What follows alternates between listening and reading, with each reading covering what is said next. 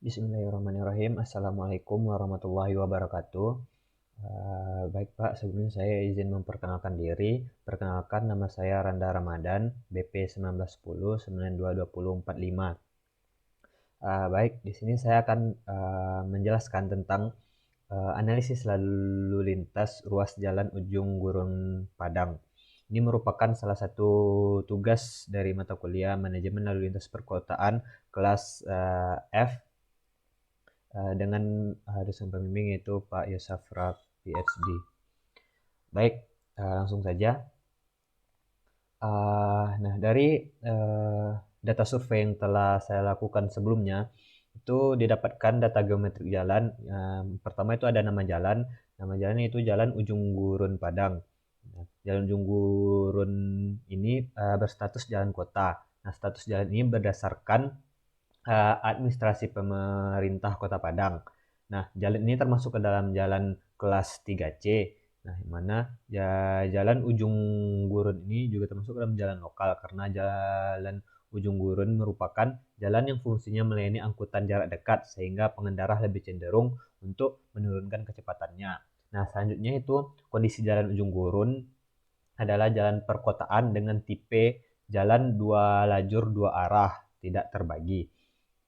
Nah, atau 2/2 UD, mana UD-nya singkatan dari undefined. Nah, selanjutnya dimensi dari jalan Ujung Gurun ini itu selebar 10 meter.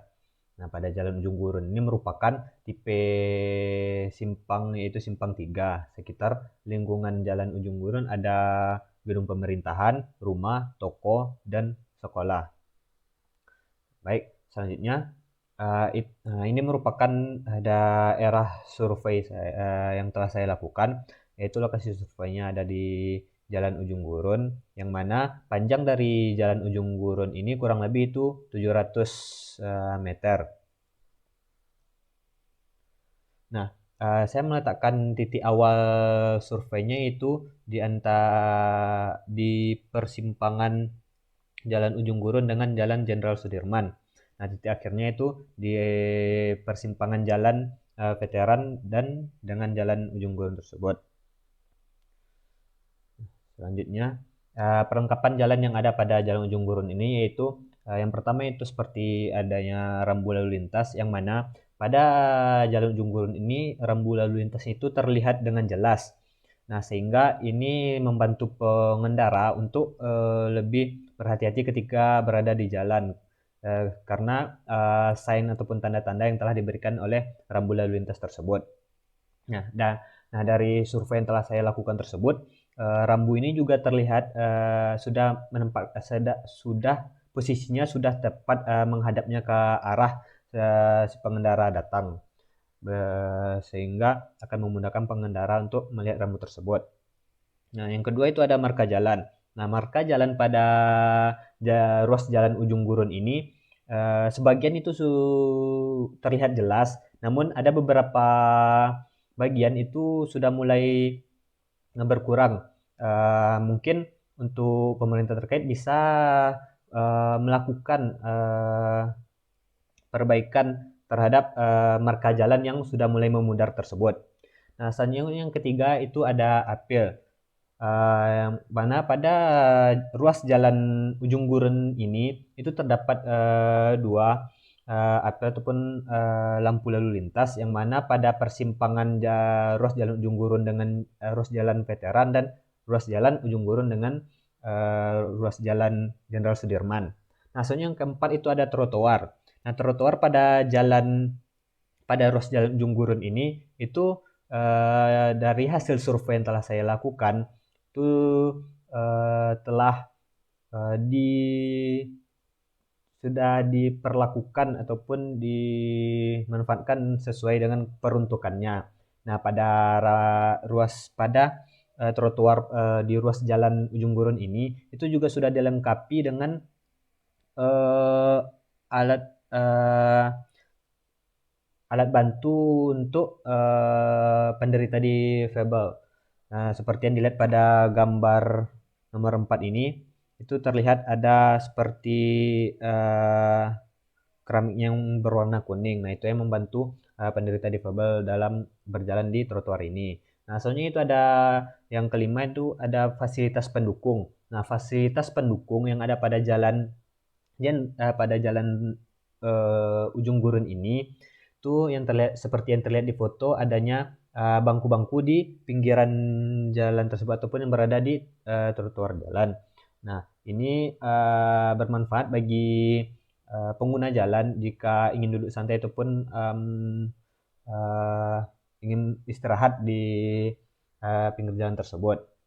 Nah, selanjutnya untuk drainase. Uh, pada pada ruas jalan ujung gurun ini drainase yang dari hasil survei yang saya lakukan itu sudah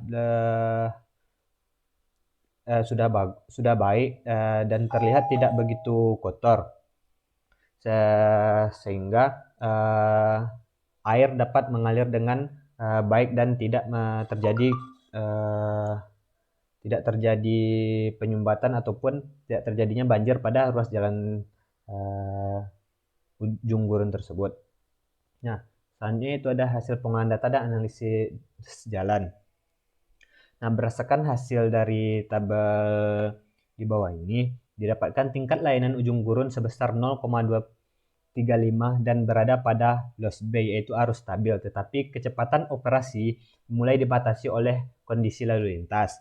Nah, variasi lalu lintas adalah variasi arus lalu lintas yang terjadi setiap pengamatan yang dilakukan, misalnya per 5 menit, per 15 menit, atau per jam. Nah, di sini saya melakukan per 10 menit.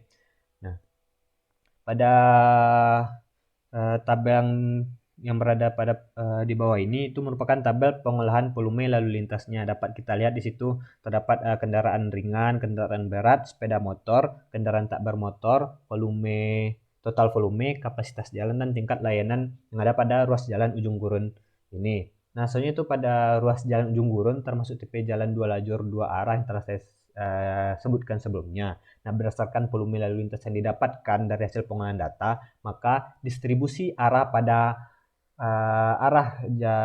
ke jalan veteran sebesar 50,29%, sedangkan arah Jenderal Sudirman ke arah jalan Jenderal Sudirman dari arah jalan veteran ke arah jalan Jenderal Sudirman sebesar 49,71%.